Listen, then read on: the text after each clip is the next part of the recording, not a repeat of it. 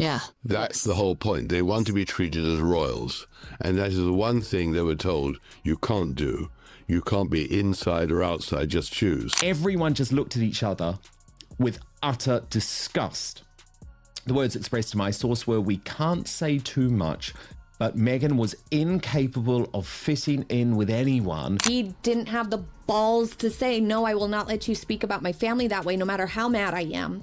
And I think a lot of people see that and have that value of like, I don't really care what personal drama or fighting is going on. I still wouldn't want someone deliberately trying to ruin my brother or sister or parents' life. If he really felt the way he says he felt about his family, that this is this older institution, he compares his father and brother's life to being in jail or trapped in a cage. Harry is deeply unpopular, and he has been whining about security for 5 years in a manner that does not endear him to anyone. No one has asked Harry the question that matters most. Does he regret it? Not Oprah, not Netflix, not anyone in the public eye. Now, with only weeks left before he's expected in Birmingham, the security issue is still unresolved. Even people close to the matter have quietly admitted that nothing has really changed. The attention around it is huge, but the reality is much less dramatic. Here's what's actually happening. The fact they don't give interviews to any other than people who they cultivate and control if they can. Nobody ever asks them, do you regret having lied to Oprah Winfrey? Do you regret having lied on Netflix? And all the magazine interviews, don't you see what a terrible mistake you've made? And are you prepared to apologize? First, let's clear up the confusion. A lot of the reporting has made this sound far more complicated than it really is. Harry is not coming to Birmingham for the actual games because those won't happen until 2027. This July event is simply a one-year countdown launch, a preview rather than the main occasion. Even so, it has already become a tense clash over one key issue: armed police protection. You have likely seen the bold headlines claiming Harry has already got his security back. One unnamed source even told a Sunday paper it was basically a done deal. But those strong claims have also sparked a lot of doubts. To be a little bit more specific and clear here, Harry lost his legal challenges to the process used by Ravitt. The press is framing the current situation as a win, which is problematic, only because he is ultimately achieving his goal of getting police protection, but he is going about it through administrative channels rather than the court. Here's the detail that was missing from almost all the headlines. When the Sussex's own spokesperson was asked directly, the answer was clear as far as they knew. Nothing had changed with the security situation. That matters because it doesn't match the loud claims that Harry had already won. The headlines say one thing, but his own team is saying something very different. This has been my argument, that realistically, if he contacted the Ravick offices the way it is right now, 28 days notice, itinerary, we determine on a case-by-case basis exactly what you need. If the man says, my wife and children will be accompanying me, don't you believe that Ravick would be like, yes, you will have armed guards? That naturally raises a simple question. Where did the whole victory story come from in the first place? The public narrative and the confirmed facts do not seem to match. And the main issue has not changed at all. Harry already gets armed police protection during many of his visits to the UK when enough notice is given and officials decide the security risk is high enough. Here's where the media headlines are getting really squirrely. This is not a win for Harry. This is not a reversal of his clear, decisive legal defeats. It is simply a reassessment for security that has been conducted for the first time in about 5 years. What Harry appears to want, based on repeated reports, is a permanent security setup, instead of protection being decided one visit at a time. That level of cover is usually linked to working royals, and that is where the real dispute lies. Critics say he wants the privilege without taking on the role again, while supporters see the situation very differently. Either way, this has stayed at the heart of the argument ever since he stepped back from royal life. Harry has also made it clear that Meghan and their children will not come back to Britain unless the security rules are officially changed and properly recorded. Behind all of this is another major question. There has been ongoing talk that Harry may hope his father will appear with him at next year's games, which many people would take as a sign that the relationship is improving. Strip away the dramatic headlines, and the situation is fairly straightforward. The trip is getting closer, the security dispute is still not settled, and many people are waiting to see whether anything changes before he travels. Lone stalker, which is kind of funny that this is the reason why this has been reinstated. He must be very scared of this lady. It's very common for famous people and public figures to deal with a stalker occasionally, and this seems to be the only justification to really reconsider and approve automatic protection for Harry. A major part of this debate has focused on one incident that many people doubted from the start. For months, an important part of Harry's case involved the woman described as a stalker who was said to have come within a few feet of him twice during a charity trip in the UK. That claim quickly became a central part of the public discussion. And the only other time he's ever said he was in danger was, I think... A fan. A fan, yes. A fan. Exactly. So, you know... It has pictures of him and Meghan on the internet, yeah. There's only a motive if he promotes himself. That incident was used by some as proof that Harry faced a real security threat, but many people were not convinced and openly questioned it. One claim that spread widely online said the alleged stalker was not a stalker at all. Instead, some commentators argued she was actually a Sussex supporter who had supposedly appeared at earlier events and may have already been known to others. Even so, those claims were heavily disputed and were never confirmed as fact. Janet Leigh says, of course she uses the children to control Harry like divorced parents often do. She has Harry terrified that if the kids met their relatives, they would like them or love them or want to go back. One viewer captured what many others were thinking, writing. About as real as that New York car chase. Hundreds agreed, and the comparison quickly gained traction online. It is also important to remember that an experienced investigative journalist publicly challenged parts of the New York story, laying out in detail why he found some of the reporting hard to believe. That has led many people to keep asking the same question. If the woman really posed a serious threat, why were no criminal charges reportedly filed? That question remains part of the public debate. Do I personally think that he's blowing this a little bit out of proportion? Yes, I certainly do. Like I said, I get stalkers can be deeply unpleasant for famous people to deal with, but she didn't have any weapons, she didn't have any crazed ideations, it doesn't look like the threat is ongoing. However, Harry was sure to publicize these incidents. He leaked it to the press that this happened twice and the extent to which this woman got close to him, and lots of details were made public about it from Harry's team. Critics have pointed to another reported incident and questioned how it fits into the larger security case. They refer to claims that Harry once went door to door in the UK while looking for a friend's house without drawing obvious public attention or causing any disruption. For people who doubt his argument, that moment seems hard to match with the idea of a constant and immediate threat. At the same time, the wider debate over security has become more complex. Reports said a masked man carrying a crowbar was arrested near the Sandringham estate, and some coverage linked the incident to concerns involving Prince Andrew. Cases like that have led even some of Harry's critics to say proper security should be available when he visits the UK. So while many still question Harry's personal case, not everyone is brushing aside wider concerns about royal security anymore. Because the way that is calculated is there a threat? Right. And there's no threat to Meghan or her children. They've never shown a threat. The only threat has been that they'll be photographed by paparazzi, which is, of course, what they want. Well, which is what Meghan does 24 hours a day in the house. Exactly.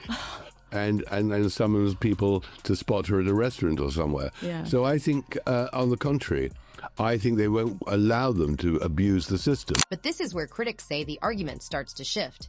They claim that a more believable security incident is being grouped together with a far more disputed one, which makes the overall case look stronger than it might if each event were judged separately. That contrast has become a major part of the debate. And from there, critics say the story moves into the area that casts the most doubt on Harry's position. And after all, he's the man who said he killed 25 Taliban, which he didn't have to do. He's the man who boasted he killed. He doesn't know if it was 25 or 30 and how many innocents died too. So what does he want? He brings it on himself and then says, now protect me. Here is the part that some of the more favorable coverage often leaves out. Many critics say this was never a straightforward win, and they point to the timeline as the reason. In early 2020, Harry and Meghan stepped back from their roles as working royals. After that, their automatic security status changed to a case-by-case system, meaning each visit would be reviewed separately, and protection would be given only if officials believed it was necessary. Harry took that decision to court, saying the process was unfair and legally flawed. In the end, the courts ruled against him, and that result stayed the same after the appeal. By last spring, the legal fight had mostly run its course, with the original system still in place. And he lost that case, he appealed it, and he lost the appeal in spring 2025, leaving him with no other further legal action possible to take. Like, that was the full end of the story. He cannot sue again, basically. And it's worth noting at this point that the threats that Harry and his family potentially or allegedly face are nowhere near as serious or constant as the working royals, King Charles, the monarch, Prince William, and his family, and all the direct heirs, for very obvious reasons. This is the point many legal commentators have focused on. During that time, Harry reportedly could have asked for new security reviews through the existing case-by-case process.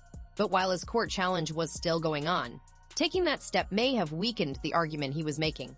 It is hard to claim a system is unfair or legally flawed, while also using that same system to help your case.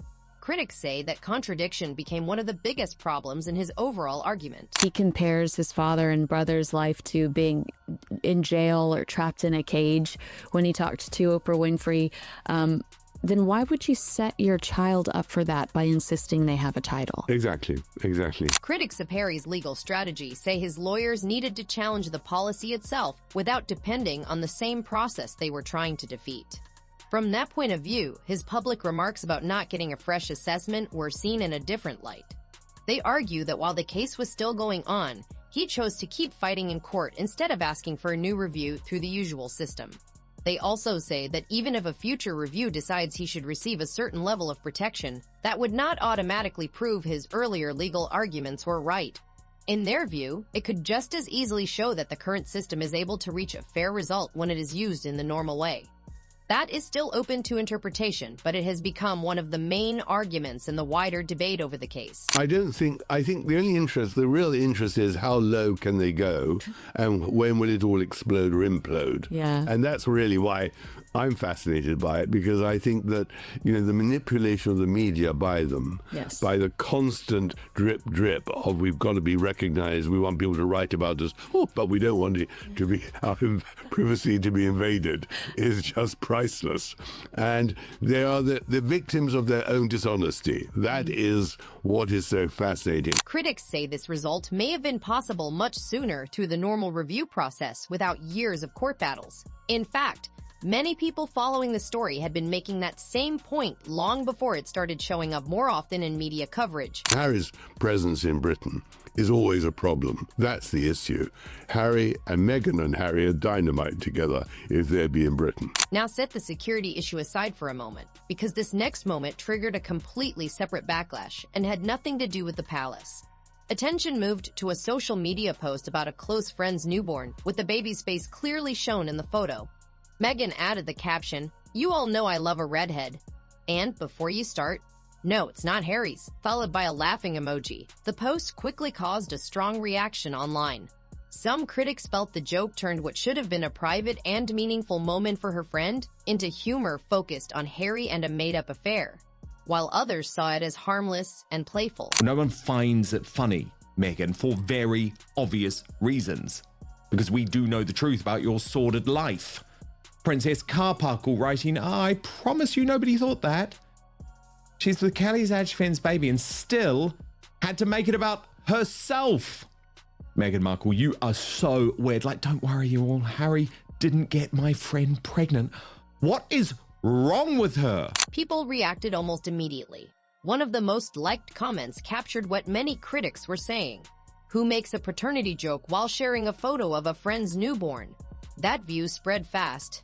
Those who agreed felt the joke came across as awkward and insensitive, not only toward Harry, but also toward the friend, her husband, and the baby whose image was posted for such a large audience to see. Another issue quickly entered the debate. Meghan has often spoken about online safety and the need to protect children's privacy. Critics pointed out that she has largely kept her own children out of public view and has taken part in wider discussions about the effects of social media on young people. Because of that, some felt this post did not fit the message she has publicly supported, while others argued the child's parents may have been perfectly comfortable with the photo being shared. One viewer summed up that frustration by writing, "Protect the children unless there's a photo up." That reflected the opinion of some observers, but it was still only an opinion, not a proven fact. Reports have also suggested that the friend had previously lost a child, which led some critics to feel the joke was even more poorly judged, although there has been no public sign that the friend objected to the post. It's a very big deal, Lauren, for someone married to a royal to acknowledge publicly rumors of affairs. I mean, that's something that Prince Charles and Princess Diana didn't acknowledge for a very long time. Yet here is Meghan acknowledging those rumors as if it's some type of throwaway joke in an Instagram post. It's almost as if, Lauren, she is encouraging this speculation. For many critics, the main problem was not just the joke. They felt a newborn was turned into part of a punchline about Meghan, Harry, and affair rumors. That part triggered especially strong reactions online, with some calling it unnecessary and saying it pulled attention away from what should have been a happy family moment. Others focused on the caption itself. Some commentators said it seemed odd for someone linked to the royal family to joke about affair rumors, even lightly. They also argued that there had been little public talk about the baby's parentage before the post, and that the caption brought that idea into the discussion. Whether people saw it as harmless fun or a poorly judged joke, it quickly became a talking point. A woman who has ultimately been given scripts that have been written for her. She has gone to Geneva with the World Health Organization and absolutely talked about things she does not know about. And she's not really bothered about it, Dan, is she? Because if this was a woman that was worried about children's faces being in the public domain, she would not let her friend put that picture out there. Now, yes, it was on Meghan's Instagram, but even if Kelly had said, "I want you to do it," you would say, "No, this is really something that I'm passionate about." The post also brought back a question people have been asking about Meghan for a long time. Why keep Archie and Lily mostly out of public view while posting a friend's baby online? Many people have pointed out that difference before. No one should treat online guesses as proven facts, but plenty of commenters said the two choices did not seem to match, and the debate quickly started up again. Critics also focused on another recent social media post for Father's Day.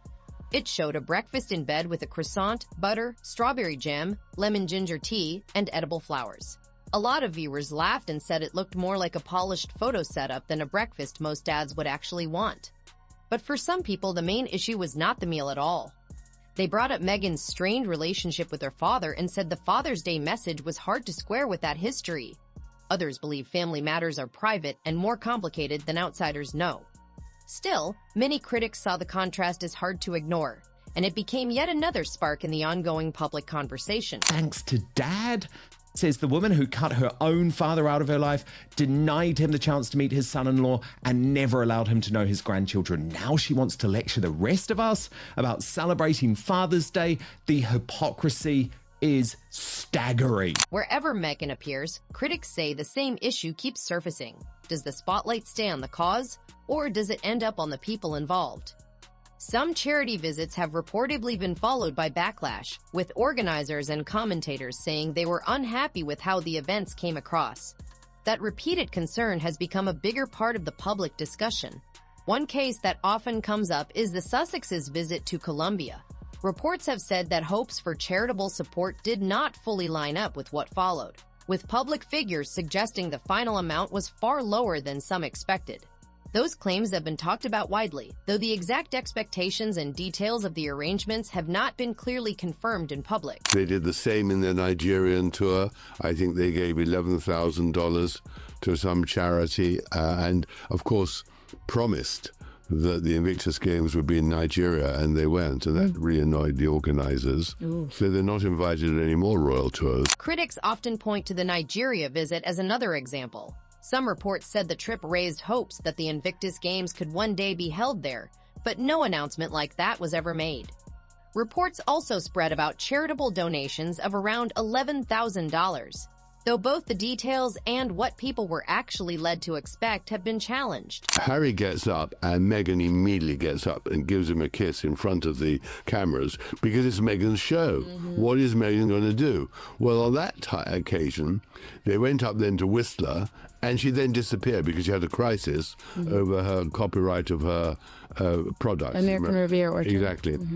And nobody covered the games anymore. Oh. It was all over. Right. Because people only came, the media, to see how Meghan... She must love that power. Some critics say the reaction from certain organizers was not especially warm, and they believe invitations for similar high-profile visits have become less common since then. Whether those two things are actually linked is still open to debate, but that belief has added even more discussion around the Sussexes' public appearances. Invictus has also drawn criticism from some attendees, even though its mission continues to receive broad support. One person who was there described seeing more than 2,000 volunteers in yellow shirts, fairly small crowd numbers, about 500 competitors, and around 1,500 family members, while also raising concerns about the cost of the event. The same account mentioned a wheelchair basketball game involving a U.S. team that seemed much stronger than the other side, which led some people to question how balanced the competition was. These comments reflect one attendee's experience, not a final judgment on the event overall. His primary goal at that time was a judicial review because he wanted the public to see, or he wanted to be validated in his feelings that it was an unlawful and procedurally unfair decision. Requesting a fresh review while simultaneously suing to prove the first review was illegal would have been legally contradictory. His team focused on overturning the 2020 policy entirely rather than asking to be evaluated under that policy each year. For some critics, that first-hand account did not match the image many people have of the Invictus Games as an event that honors wounded, injured, and sick service members for their strength and determination. They felt the spotlight was starting to move away from the athletes and more toward Harry and especially Meghan. Some attendees and commentators have made that argument, while others still strongly praise the games for the positive difference they make for veterans. Critics also highlighted the high-profile opening ceremony, which included a major music performance and heavy media coverage. They argued that stories about Harry and Meghan often received more attention than the actual competitions. Some commentators also said that when Meghan left during the event, amid reports about trademark issues tied to her lifestyle brand, the news focus shifted even more. To them, that was another sign that public attention had become just as much about the couple as about the games themselves. In the wheelchair competition, which I watched, between America and Nigeria, the American team were professional coach team. And they all wheeled themselves onto the court, as did the Nigerians. None of the Americans had a physical disability. They all had all their limbs. They beat the Nigerians 24-0 because they were a professionally coached team. And then they wheeled themselves off into an adjoining area. Now, the 100 spectators in the 2,000 spectator auditorium didn't see what happened next, which I did. I looked over and they all got up and walk away. For some critics, that gap is at the center of the controversy. They believe a charity built to support wounded veterans should keep the focus clearly on the competitors, not on any single public figure or personal brand. Some online commentators have also questioned Invictus finances and spending, but claims about missing or unaccounted for money have not been publicly proven. Others have criticized the sight of costly designer outfits at an event centered on injured veterans, saying it sent the wrong message. Those concerns have added to the strong debate, even while many people still support the overall mission of the games. Meghan's literally wearing like a $7,000 shirt in one of her latest AI posts about Shop My Closet. I couldn't believe that she would wear such expensive clothes. And always in front of impoverished victims of terrible violence, totally tone deaf. Some commentators say there is one issue that could end up mattering more than any headline or royal feud. In their view, the hardest questions may not come from the media or the palace, but from inside the family.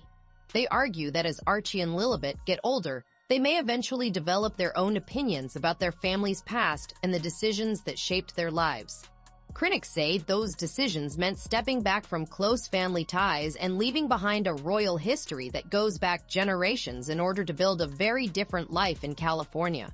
Supporters, on the other hand, say those choices were made to protect the family's well-being. Since, I mean, in Colombia, the vice president who invited her, which is described in the book, was angry too because she expected the Sussexes to leave a large sum of money for charity, and they left, I think, something like $7,000 or $8,000. Yeah. I mean, pathetic for a drum set. I mean, Meghan's literally wearing like a $7,000 shirt in one of her latest AI posts about Shop My Closet. A common idea in online debate is that Archie and Lilibet are being kept away from their royal relatives for a specific reason. Some commentators believe that if the children spent more time with that side of the family, they might naturally form close bonds of their own. That is still only speculation, and there is no public proof to support that motive, but the subject continues to come up. Critics also say Harry's public stance raises another question. In interviews, he has described royal life as restrictive and, at times, like being trapped. Because of those remarks, some people wonder why it still mattered for his children to keep their royal titles.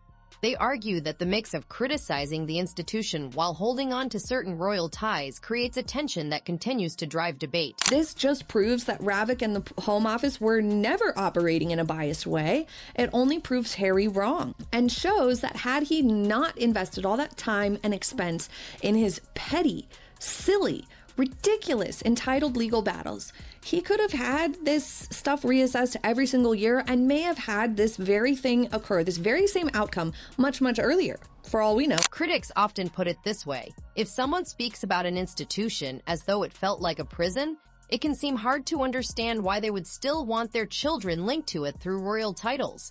In their view, that apparent contradiction is not going away anytime soon. The royal family, the castles, the beautiful grounds, the beautiful homes, the beautiful jewels, the rich history, all of it is only going to become more and more appealing with time.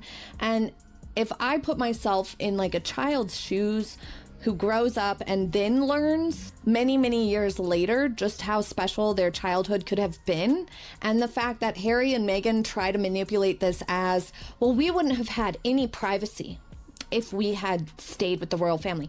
Nonsense, okay? Absolute nonsense. Reports for years have suggested that William supports a smaller and more focused monarchy in the future. If that approach does move ahead, some royal commentators think there may be less space for royal roles or titles that are not tied to carrying out official duties, including those held by Prince Archie and Princess Lilibet. Well, we wouldn't have had any privacy if we had stayed with the royal family. Nonsense, okay? Absolute nonsense. There are members of the royal family whose children are not public figures, who aren't titled. There are members of the royal family who are not working royals and therefore are not followed around by paparazzi, and their children are not getting photographed all the time. Some royal commentators believe that if the monarchy is reshaped in the future, the way royal titles are used could also come under review, though no such move has been announced. They say that if major changes ever do happen, Harry's royal status and titles could easily become part of that broader debate, which is why the issue continues to draw close attention. A couple in California who are floundering all over the place. They need money. Publicity, they think, will get them money. They're given publicity because we want to see how it all ends. What more will she do? Well, I mean, there was this one. So Yeah. we already got the Canadian tuxedo shot. What more will she do to get? And what more can Harry do? Because he's down now to one charity. That's it now. Once every 2 years. Some royal watchers think any major changes to the monarchy would be more likely after King Charles's reign. But that is still only speculation, not an announced plan. Even so, the idea keeps coming up whenever people talk about the royal family's future. Another comparison has also sparked a lot of reaction. A book reportedly suggested that Meghan's treatment was similar to that of Anne Boleyn. Many commentators quickly pushed back on that idea. They argued that Anne Boleyn was a major political figure in Tudor history who faced charges many modern historians believe were unjust before being executed in one of the most dramatic episodes in English royal history. In their view, the two situations are far too different to compare in any fair way. Once the king departs, I think the new king, I mean Prince William, he wants to slim down and clean up the monarchy. He's talking about a modern monarchy. Well, a modern monarchy can't include Prince Archie, Princess Lilibet. They've got to remove the title. Critics say Meghan chose to step back from royal duties and then moved into media and business projects tied to that next stage of her life. From their point of view, that makes the comparison feel misplaced. Many historians and commentators have also said that likening Meghan's experience to Anne Boleyn's is historically inaccurate and ignores how completely different Anne Boleyn's life and death were. Meghan never wants to assimilate. Meghan wants to be doing what she wants, and that is not compatible when you are in a royal family. This is, well, why Catherine, Princess of Wales, is such an asset to this family. Many people feel that she's the favourite royal and everyone loves her, but there's never airs and graces about her at all. She is quite happy to slot into that hierarchy underneath King Charles, and she is very, very dutiful, and that's something that Meghan Markle could never get her head around. And Meghan had the world at her feet, and she was the one that ruined it. That's where things stand for now. The trip is just a few weeks away. The security dispute is still not fully settled, and the public messaging around it has only added more questions. With so much still unclear, attention will stay fixed on what happens next and whether anything changes before Harry arrives. If you liked this breakdown, be sure to like, subscribe, and share the video with anyone keeping up with the royal family story. I'd love to hear what you think, so leave a comment below and join the discussion.